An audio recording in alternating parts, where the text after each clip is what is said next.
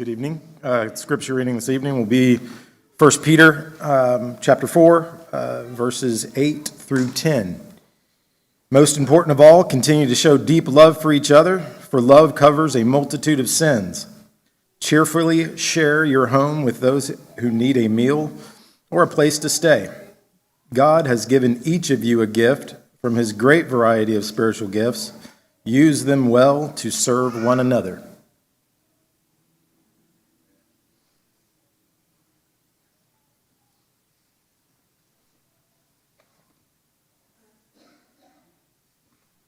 And as we typically do, we've got some training cards we want to pass out. So we got our fellas here that are ready to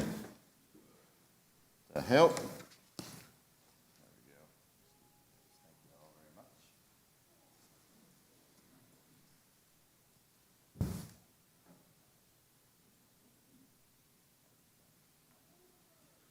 All right, so as we mentioned previously, on these Sunday evenings for the next several weeks, we're going to be doing what we're calling congregational coaching. And the idea behind this is to show you what it is that we are trying to do, how we're going to go about doing it, some of the organization, because there's just so much to it. Evangelism is a wide-ranging ministry, and we understand a lot about evangelism, but there's some specific things we want to focus on that are really going to make a difference in how we are going to be more effective, I should say, in our evangelism ministry, because we want to be effective. We want to be able to reach the lost. And so tonight, we're going to be looking at, as we have in the past, this evangelism model. This is a model that has proven to work very well, where we start out with making contacts. I mean, we have contacts all around us, and it's all about contacts. As we said this morning, is Jesus said, many are called, but few are chosen. So we need to be spreading the seed out far and wide. That's the whole purpose of all those various parables that Jesus gives. He's talking about you need to be spreading it out, making contacts. And what happens then is then they move into what we're calling neighbors, not prospects, but neighbors, where now we're going to show the love of Jesus to our neighbor. And then the main goal, hopefully, is lead us into a Bible study. Once we get someone into a Bible study, let the Word of God then do its work. That's what will lead someone to obeying the gospel, that next step. And then that new person that has risen up out of the waters of baptism or a new convert, and then the church continues to grow and the cycle starts again. So that's why the training is so important, the coaching, the instruction that we're giving you to help us understand, each of you understand. And I get questions all the time. In fact, I was having a discussion this evening with one of our brothers about, and it was a great point. It's like, maybe we need to explain that. Perfect. That's exactly right. Sometimes just the way things are said. So as we look at this, we're going to be focusing on that main circle there, the contacts. And this time we're going to be looking at visitors. Previously, we talked about compassion cards. We'll talk more about that in just a moment. But tonight, we want to be looking at visitors. We have a lot of visitors that come to Margaret Street. We're very blessed that we have several that will come and visit with us, and we welcome visitors. We're thankful to have visitors. But visitors are also a perfect contact, because they're here. They're already interested in spiritual things. They're already interested in what's going on here. They have a connection here. So there's a lot of things that have already happened that you can move further by making sure you maximize your visitors, the contact with the visitors. And so when we think about, and the whole point of all of this is to change the mindset. We really need to change our mindset where we're focusing on souls. Souls is the most important thing. And so when we think about evangelism, many times what people think, as we keep saying, is it's like, I don't want to go knock on doors. That's okay. Evangelism is way more than that. It's a broad spectrum. We want to turn everything into evangelism. We're still going to have our events. We're still going to have our fun times, just like our Christmas party. Everything that is going on, we just think more evangelistically. How can we use this to show the love of Jesus to someone so that we can then help them come to know Jesus, and then they too can be a part of the kingdom of God. It's all about making contact. So, with that being said, the question might be, well, okay, well, how can we best evangelize our visitors? And again, this all has to do with changing the mindset of how we do it. Many times, one thing that's great about Margaret Street is we get compliments all the time of just how friendly we are, just how loving everyone is. And when people come, they're like, wow, that's a great place to visit. And so that is a big appeal. But we want to kind of fine-tune that a little bit and take it to the next level. So what we're going to be talking about tonight is this hospitality. And it's based off of, if we go to Genesis chapter 19, it's kind of an unlikely source of what we're talking about when we talk about visitors, but pay attention to what happens with Lot in the way he treats these people. Now, 2 angels came to Sodom in the evening, and Lot was sitting in the gate of Sodom. When Lot saw them, he rose to meet them, and he bowed himself with his face toward the ground. And he said, "Here now, my lords, please turn into your servant's house and spend the night and wash your feet, then you may rise early and go on your way." And they said, "No, but we will spend the night in the open square." But he insisted strongly, so they turned into him and entered his house. Then he made them a feast and baked unleavened bread, and they ate. Now before they lay down, the men of the city, the men of Sodom, both old and young, all the men from every quarter, surrounded the house, and they called to Lot and said, "Where are the men who came to you tonight? Bring them out so we may know them carnally." And then Lot steps in and says, "Don't do this thing." So, again, you might think an unlikely source, but I want you to pay attention to what we see in that passage. The first thing we see is that Lot is a man of God. And the very first thing that he does is he's sitting in the gates. He's well known in the community. And these visitors come in, and notice the first thing that he does is extend hospitality. He says, "Why don't you come, stay at my house?" This is part of their culture. It really should be more of our culture, is just that hospitality of opening up our hearts, opening up, extending hospitality to people in whatever way we possibly can. The other thing that we notice about it is that not only did he make them feel comfortable and feed them and take care of them, but he also showed concern. Whenever they are traveling, he says, "Come stay with us, come stay at my house." And they said, "No, we'll stay in the open square." He knew the situation, and so he was concerned for their well-being, their safety. Well, the same thing for us. We need to be concerned about the souls of those that come to us, the people that we are associated with. And when we have visitors, we need to show that same concern to them, that we are concerned about your well-being, primarily your spiritual well-being. And then the other thing is, notice the respect that he gives. He calls them Lord, little L, not the capital L. And that was a very common thing, is basically putting someone in a position of authority. It's submitting yourself to them, not making yourself out to be greater than them. So he showed them respect. Now, if you translate that into our Southern culture, it would be like us saying, "Yes, ma'am, yes, sir," right? As we give that respect.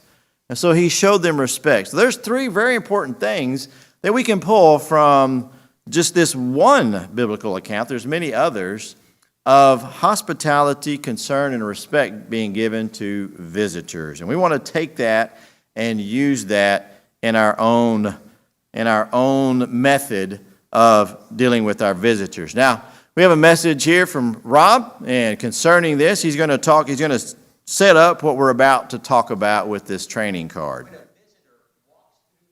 Volume up, please. It's not a greeting. They don't want to know the location of the bathrooms.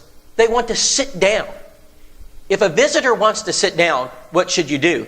Let them sit down. Every congregation of the churches of Christ needs to have a strategic plan of what to do when a visitor walks through your door. You need to train members how to approach them, what to say. Brethren, let's just be honest. They're not going to fill out the visitor card. Our own members don't fill that card out. So here's what you should do. You need to have visitor bags. A bag filled with different items, breath mints, gum, pen, paper, a notebook. Have those items ready. Walk up to the visitor, sit down, get to know them, give them the gift, and ask them for their contact information. If you don't get their contact information, you have failed to do your job when a visitor comes. A little harsh, but okay. Let's make this a little bit more practical and applicable for us, okay? All right, so we do have lots of visitors, and there's a great approach that we have, as you see here on your little card here. I love this because, again, it's something that you can keep with you and help you to remember what it is we talked about. But changing our approach to visitors. What the key thing that he said there is when we have visitors come in is that we let them sit down. I can totally relate to that. How many of you have gone somewhere else and visited another congregation? It's many times you just want to get into where you want to go and sit down, and then you're fine.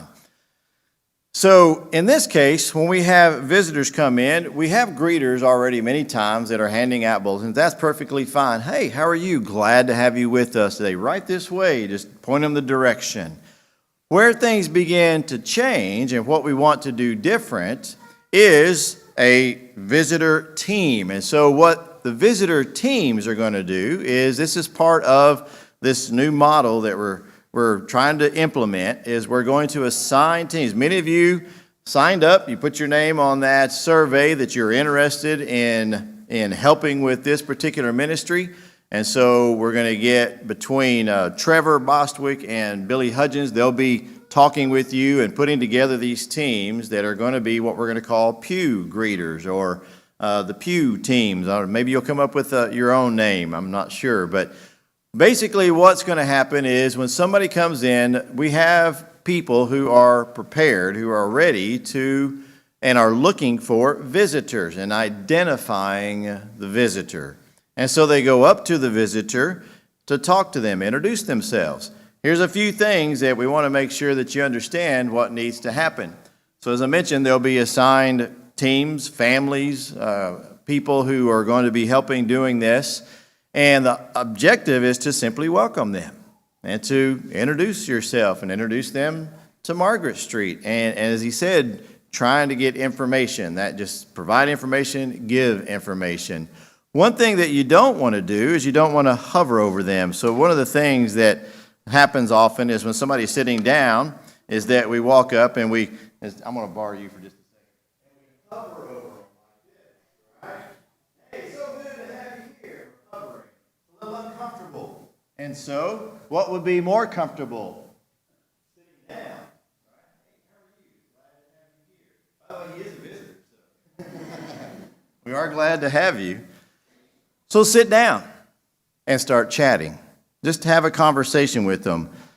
We do want to avoid the welcome wagon. While Margaret Street is a great congregation that's going to be talking to people, at the beginning, let's let the welcome team do their job, and then others can come up and say, hey, glad to have you. And after services, fair game. Just like we always do. Everybody can talk to them and everything. That love that we show is so very important.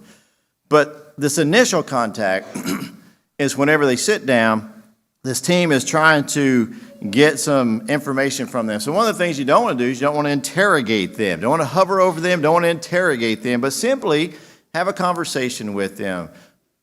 Just talk about things that are in common. One thing you don't want to do if you're going to be on these teams is you do not want to criticize or put down or make fun of or make light of anything that might be offensive. I know that there are some Gator fans, there are some Seminole fans, there's that other team north of here and some others I know, but we got to avoid stuff like that with visitors. We don't know what they're associated. Maybe that is something you can get in common with them, but we've got to be careful of immediately jumping into that. So we want to find common ground with them. We want to talk to them, and we don't want to put down, anything or anybody or make anything that might make them uncomfortable. So the whole point is to simply have a conversation. Now, what happens then in that conversation is we're going to present them with a gift. So these are going to be prepared beforehand. And as Rob said, this contains different things, just something that's nice. There's a little notebook in here. There's some hand sanitizer. There's some mints. There's some tissue. There's a mug in here. These can be anything. And one of the cool things about this ministry is that one of the things that we have to do to be able to fulfill this ministry is we need a team of shoppers. We got several people that signed up for that. I see some smiles already. So there's those that are going to be assembling these bags, as well as the greeters who will then take the bag to the visitor. So once you make that initial contact and you talk to them, you give them this bag. Hey, we got a gift for you. And so we give them the gift. Now, what's the purpose of giving them a gift? One is to show hospitality. But two, what happens whenever you give somebody a gift? It breaks down barriers. Somebody just hands you a gift. How are you going to feel about that?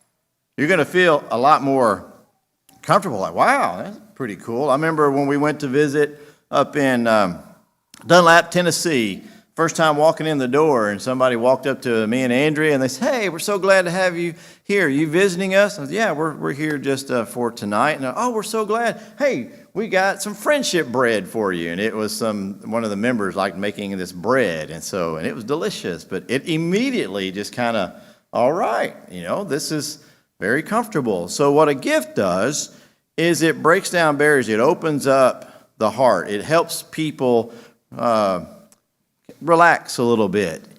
And when somebody gives you a gift, are you more willing to give them back something like, for example, your information?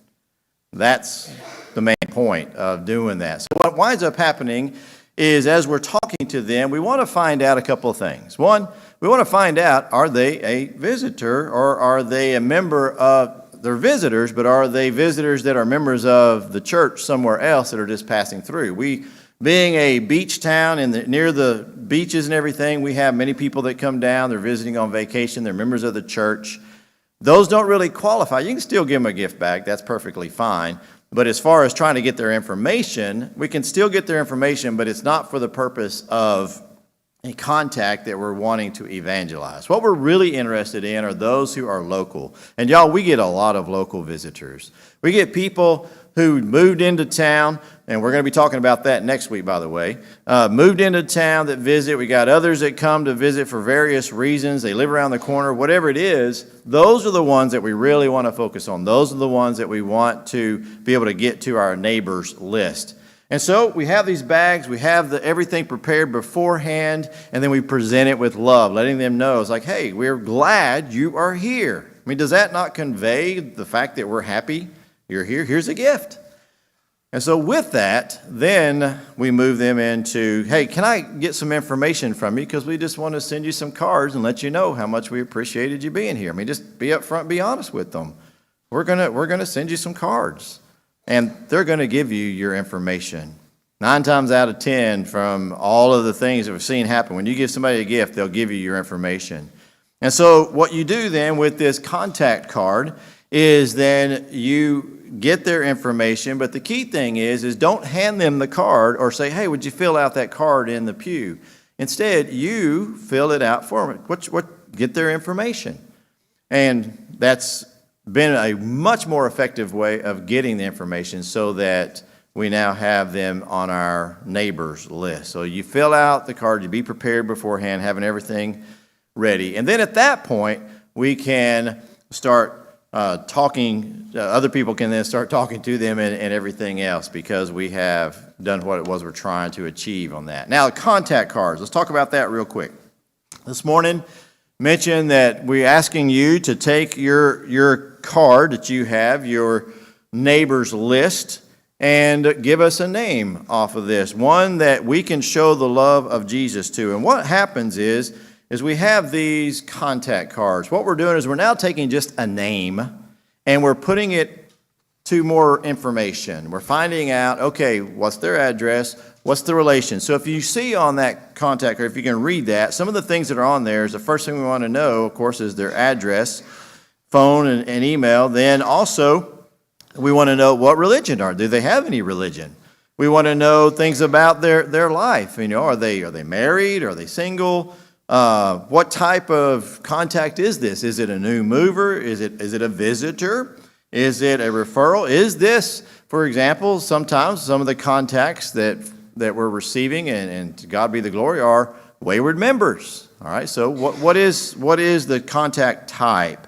And then there's more stuff on here as we start tracking and making sure that we're reaching out, that we're sending the compassion cards, we're visiting, we're touching base with them, we're following through. That's the key. That once we get to this point where we now have moved them into our neighbor's card, our neighbor's list, then we start doing things. Now, let me tell you how this works. You give us a name, and we're not going to do anything until we have talked with you about what to do. Or you can write on here what it is. For example, we received some cards today that said, compassion cards, send them compassion cards. Okay, well, now we know what we need to do. Others, for example, one of the ones that I gave said just encouragement. We need to encourage them. We're going to send them cards, but we're going to focus on encouraging them. Others are already involved in Bible studies. Others, it may be instead of sending them cards, we want to go maybe do something. They need some help, for example. Maybe they have something that needs to be repaired. Well, we got some men that will get together and we'll go over there and we'll repair whatever it is. Show the love of Jesus. Maybe they need a ride somewhere. They need whatever it is. We want to know that from you. That's what we want to do to contact them, to start showing them the love of Jesus.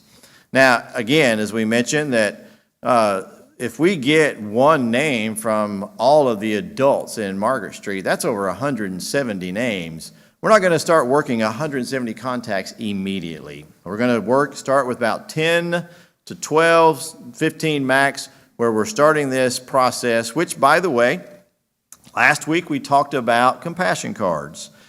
Next Sunday, we're going to be starting our compassion card teams and writing. All right, so you'll be... number one, you are welcome just to go.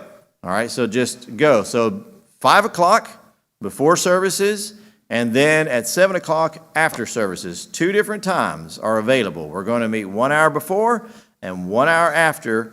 If you're interested in writing these cards, we're going to start next Sunday. Now, once we are doing that, we're going to assign teams. So that way it's one team every other Sunday or something like that, so that it's not a constant thing and that you have time to be able to do your own things, and we can have a rotation of this. But next Sunday, starting at 5 o'clock in the fellowship hall, and then after services in the fellowship hall. Just to be clear, Casey, we have anything planned next Sunday in the fellowship hall before or after? Okay. If there's any change in that, we'll let you know. But 5 o'clock and 7 o'clock for writing compassion cards. We're starting this program next Sunday. So, with that being said, about these contact cards, this is what we're using. Now, you can also use the card in front of you there in the pew. Somebody handed those to me today. That's the same thing. You're giving us their name and their contact information and writing on there what it is we need to do. And so, tonight, is there anybody who needs one of these cards to be able to fill out, to take a name off your list and fill out? All right?